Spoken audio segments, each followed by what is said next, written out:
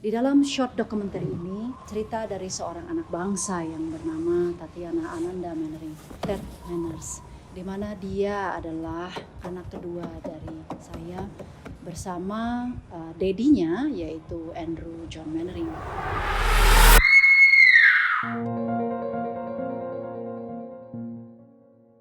Basically mau cerita dikit aja apa yang terjadi dan apa yang gue pikirin gitu. Gue pulang sekitar jam 11:30 sampai apart, terus langsung beres-beres siap-siap mau tidur karena besok pagi nih UASnya. Bener-bener pas baru mau tidur, ditelepon pakai HP Tatiana, terus gue kayak aduh apalagi sih nih anak kayak gitu, kayak udah males dong. Terus habis itu pas diangkat, itu tuh bukan suara Tatiana, terus katanya Tatiana tuh jatuh. Awalnya masih kayak nanya jatuh kenapa, pokoknya kita butuh lo datang sini kayak gitu kan. Gue bilang kayak harus banget, emang separah apa? Terus dia bilang datang aja, gue di rumah sakit gini. Akhirnya pas gue sampai rumah sakit, gue pun gak langsung ketemu Tatiana. Di situ gue mikir kayak seserius apa sih, karena gue belum melihat Tatiana tuh, jadi gue belum bisa mencerna. Dokternya bilang kalau misalkan Tatiana itu lagi di CT scan kalau nggak salah. Beberapa saat setelah itu tuh Tatiana datang, belum sadar tuh di situ Tatiana, jadi Tatiana masih pingsan. Terus dokternya bilang mana pihak keluarganya, mana kakaknya. Terus habis itu saya dok gitu kan. Pas dokternya duduk, dia nanya orang tuanya di mana, terus pihak keluarganya siapa aja. Ya gue jawab saat ini sekarang yang ada di Indonesia tuh cuman gue. Terus gue langsung bilang dulu sama dokter boleh gak ceritain saya dulu biar saya bisa decide apakah saya telepon atau enggak dulu untuk sekarang kayak gitu. Diceritain semua, pas diceritain tuh bener-bener dia ngomongin masalah pendarahan, kepala, otak, skull, segala macam kayak gitu. Terakhir yang bikin gue bener-bener panik seada-adanya, tiba-tiba dokternya ngomong, ini harus dioperasi. Dokternya bilang kalau sebenarnya saya sangat-sangat menyarankan untuk ditelepon orang tuanya. Pertama itu gue telepon nyokap. Nyokap itu baru sampai Malaysia, dia buru-buru nggak mau tahu gimana caranya, langsung flight ke Jakarta kan. Terus dia kayak ngasih gue instruksi banyak banget dalam waktu beberapa jam deh, pokoknya itu harus gue selesain semua karena Tatiana tuh harus buru-buru operasi kan.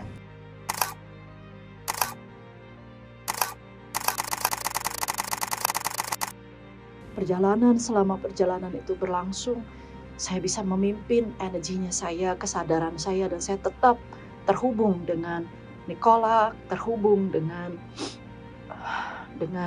siapapun yang ada di situ untuk saya bisa mengawal proses. Dan saya tahu betul ketika ada segala gangguan yang terjadi, maka what everyone needs adalah love, adalah support, adalah compassion. Dan kemudian saya melakukan yang terbaik dalam setiap nafas saya, dalam setiap perasaan saya. Saya atur supaya go-show saya pergi ke airport tidak terputus kemungkinan untuk saya dan suami saya memiliki tiket untuk pulang. Karena bisa saja anything can happen.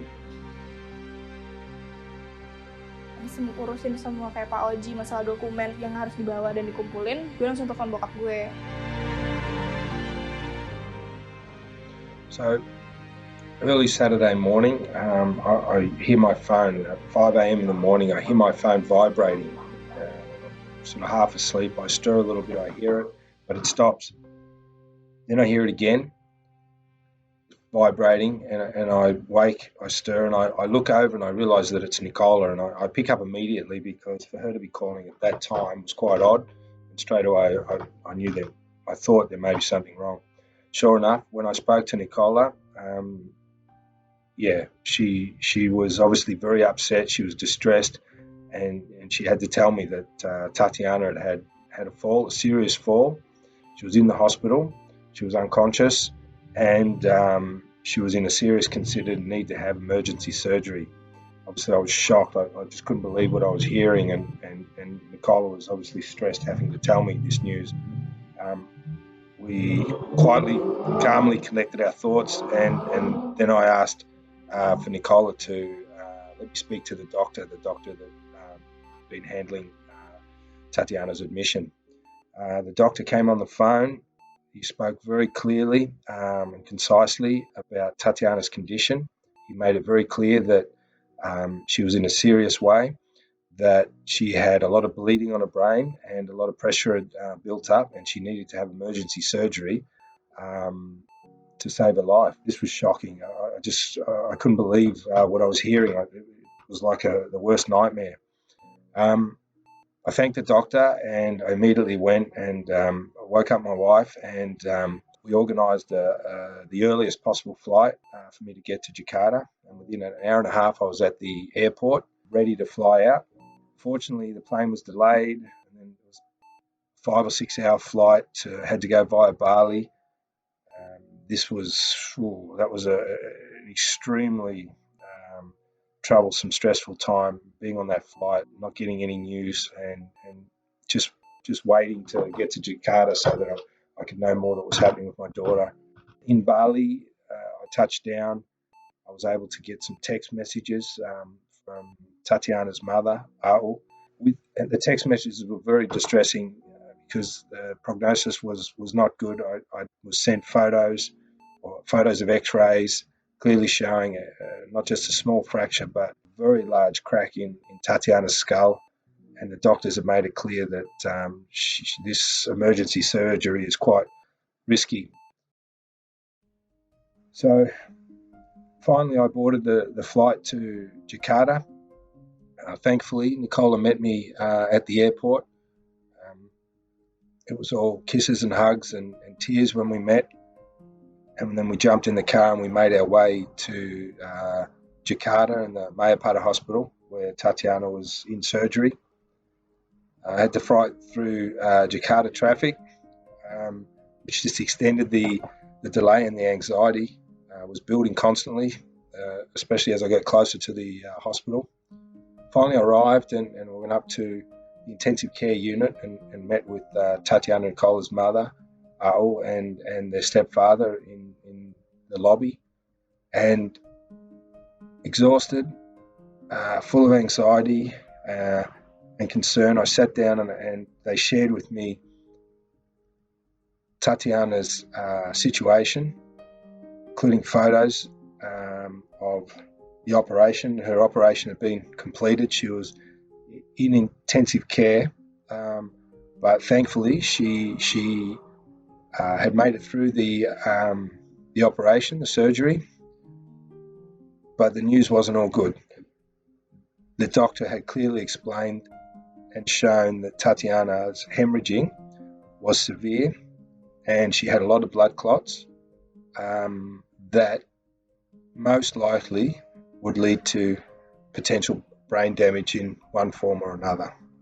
Terrible, distressing news.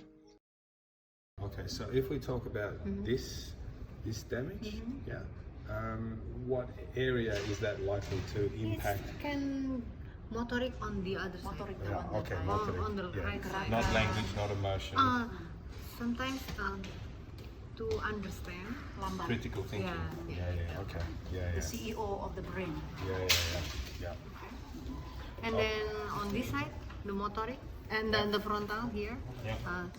Sometimes it can cause frontal lobe syndrome, and sometimes it can make her difficult to say the words. Yeah, which we see a little bit. A little bit slower. A little bit slower, yeah. This is what we call dysphasia. Not aphasia, but dysphasia. Pas dia di UGD itu, pas mulai sadar, dia bener-bener lagi in pain banget. Dan gue terus bilang sama dia, karena dokter sama susternya tuh bilang harus coba tenang, karena kepalanya tuh gak bisa gerak-gerak. Gue makin bingung dong gimana caranya nih gue tenangin. Tatiana, look, you are bigger than your problem. Dan kemudian saya juga katakan kepada Tatiana dan Nicola bahwa you have love, you can do it. Hanya ini yang saya terus berikan. Dan kemudian saya tahu juga Nicola sebagai kakaknya akan be there for her. Dan saya bersyukur sekali bahwa saya sebagai seorang ibu, saya bisa mendampingi dalam keadaan dan kekuatan kalbu saya yang bisa memberikan kontribusi kepada anak saya yang sekarang tengah berjuang.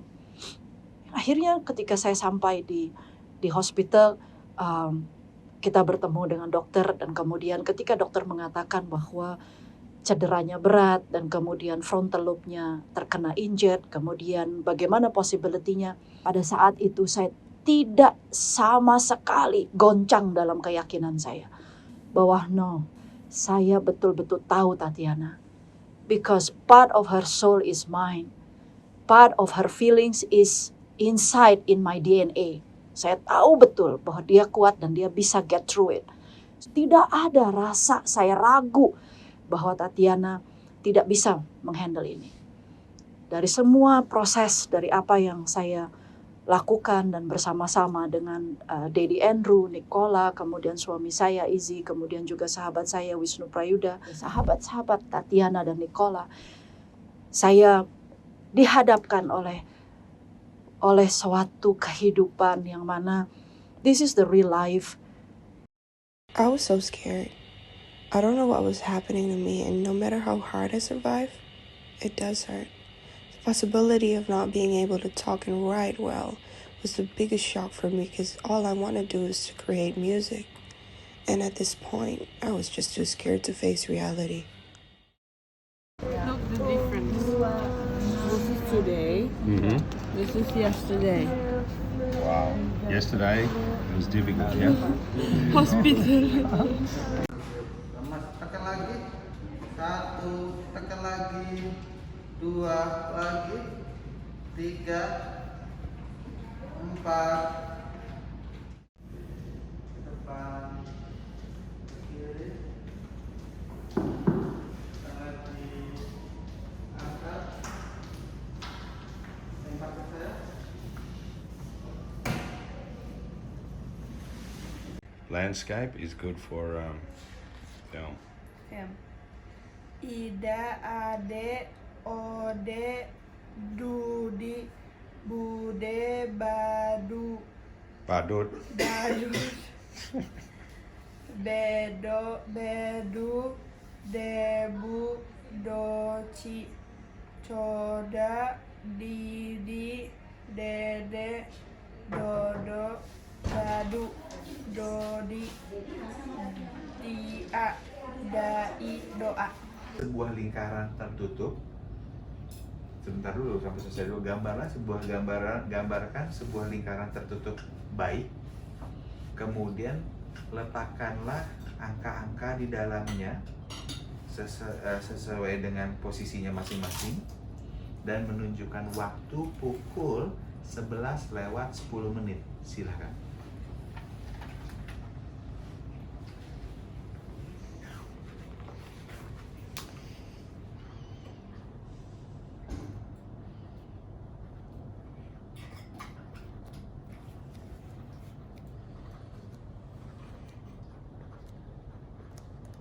Jam berapa? Ingat-ingat. 10:15. Biar deh. Ingat lagi coba. 10:11. Ayo tadi apa? Konsentrasi. Saya yakin kamu bisa kok, Tania. Bisa kok. 10:12. Garam. Butuh garam kalau misalnya nutriumnya kurang. Nutriumnya apa sih? Emang ngomong-ngomong. Saya kurang soalnya. Ini lagi dikasih. Oh curhat juga dong berarti. Iya. Ya, ini. Tatiana. Yang gitu tuh. Spesialis bedah syaraf neuro surgery Nia Yuliatri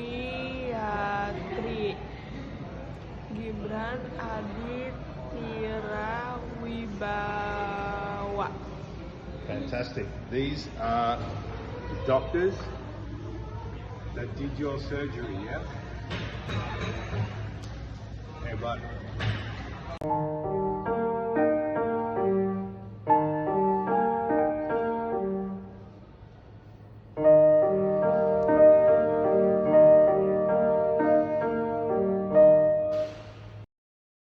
pas masuk tuh lihat Tiana lagi koma. Dia lagi koma. Gue cuma disuruh nyokap Tiana tuh bisikin ke telinga sampingnya, telinga yang kanan. Gue bisikin dia, bilang Tat, nih gue Carlo, gue sama anak-anak Sentul di sini pada luar semua gini. Akhirnya setelah itu gue rumah sakit mulu, sama anak-anak Sentul gue rumah sakit mulu gini. Gue mikirnya Tatiana nggak akan bisa asik lagi lah, dia bisa kayak dulu lagi.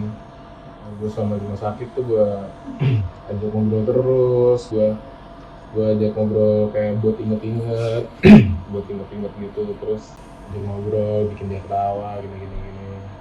Sampai akhirnya pulang tuh udah better banget lah. Pokoknya ini udah good news banget lah. Tatiana udah bisa pulang, kayak pulang. Sampai rumah pun juga gue sama anak-anak Sentul, gue selalu temenin, selalu datang sini. Tatiana udah bisa recording, gini. Dia bisa rekaman lah. Dia bisa balik lah ke dulu. Itu gue udah bersyukur banget sih.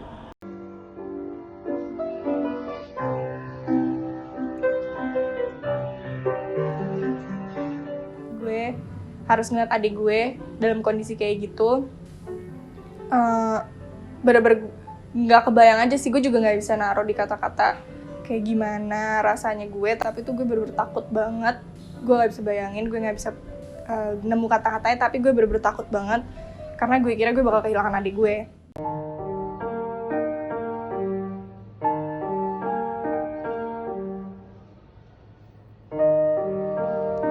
Yang bikin gue terhibur banget dan gue tau, oh iya ini masih adik gue. Dia nanya siapa yang ngasih permission buat potong rambutnya. Gue ketawa di situ karena itu bener-bener baru pertama kali setelah Tiana kejadian kayak gitu. Baru pertama kali lagi nih Tiana nanya sesuatu yang kocak gitu kan. Terus bokap gue yang jawab kan, I gave permission kayak gitu. Terus Tiana kayak okay, now where's my phone? Dia bilang gitu. Okay, so I'm gonna give you your phone and you can play with your phone while mom plays with her phone. Yeah. Okay? Yeah. What? What'd you say? Yay. What's this, first time using your phone? Yeah. After 25 days. Gue di situ kayak lega banget karena gue mikir, oh it's still Tatiana gitu, it's still her.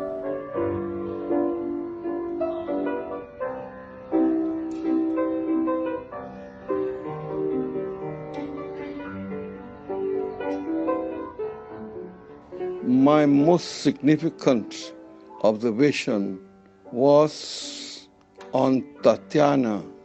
She showed that she has a resilient heart.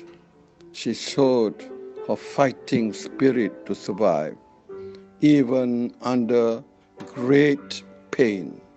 The support by Mayapada specialists, her friends, her Nightingale mother, beloved sister Nicola, Andrew, her beloved father, Uncle Tunjong and family, plus relatives from Indonesia and Malaysia, helped Tatiana to recover slowly but surely. Most significant is the energy showed by Tatiana, her ability to fight for her life. Her spirit to survive led her to recovery. But of course, with Allah's approval and blessing. This is the first time sih bener-bener and nothing. Enak sih, so relief. Karena the whole time I've been telling Nicola, I want to have a break. I'm tired of the social media. And beneran. How can I forgive you? How can I replace you? How can I trust the next man with I love you? How can I forgive you now? How can I forget you now?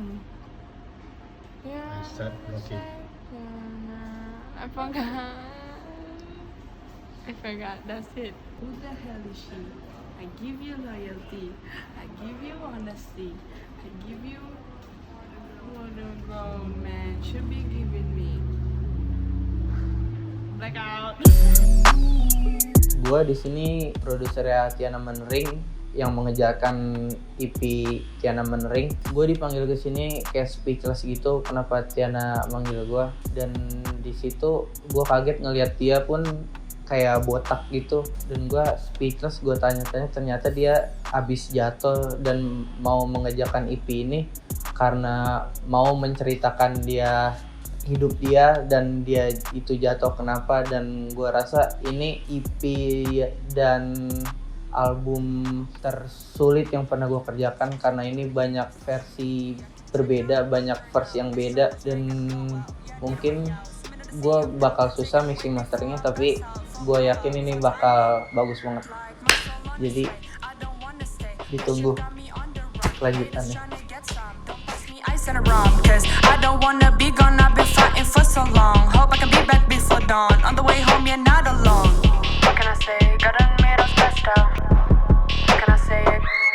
Blackout. Gue bisa lihat di mukanya, gue bisa lihat di badan dia kalau dia bener-bener capek banget, sakit banget. Dan seiring berjalannya waktu, Tatiana once again ngebuktiin kalau misalkan she's very strong. Terus dia juga selalu coba untuk recover. Dan saya juga ingin mengucapkan terima kasih kepada seluruh sahabat-sahabat Tatiana dan Nicola yang betul-betul sangat sayang, sangat cinta sekali kepada Tatiana. Dan kepada kami juga, termasuk sahabat yang membuat video ini, Steven, juga Fadil, Ipai, Zidan, tim daripada Tatiana. Saya ucapkan terima kasih saya yang dalam. Dan semoga video dokumenter ini bisa menjadikan kita semua mendapat satu sejarah bahwa kita sebagai manusia harus kuat di dalamnya, harus kuat rasa bersatunya dengan Tuhan. Dan saya yakin bahwa kita semua tidak pernah berhenti belajar. So I dedicate this video documentary for all of you from deep of my heart. And I say very, very much appreciate and thank you so much. Dan yep, she recovered. So the whole point of making this documentary is that so that you guys can understand, you know, in life there are ups and downs, you know, and I didn't see this coming because I was just living my whole life, like just being happy and everything. And then all of a sudden, I get lost in the moment and then, you know, bam, that happened. And of course, it broke my heart because I have to start everything from zero again, you know, including my precious hair. And of course, I have to learn how to speak, how to write, you know, and how to just maintain my strength because it affects the certain part of the brain. So it wasn't easy for me, but I know that because of the love from my family and the support, and then especially from my friends as well, you know, they all helped me to get through it. And I couldn't believe that I recovered so fast because it's been like what, 9 months now, and I'm already like very good now, and I'm so glad that I'm still alive, you know, sharing my thoughts and, you know, feelings to you guys. And I hope that you can just take this as a lesson as well for you guys, because, you know, it is a tough one for me to learn. Say that again. My brain is still working. Hold up. Broke my heart at 17, scream and cried on Halloween. How does it feel to be so mean? Scarred of blood, I ain't no foreign man. This growing, fading, look at me, yeah. Went for a fall, life and ending. Now I had to pay attention. Who's real and who's pretending? Some chapters gotta be ending. This message I'm sending. Y'all don't wanna get rocked. Still breathing, don't need a choke. Living rich got me by my throat. Ain't got a drown, but still afloat.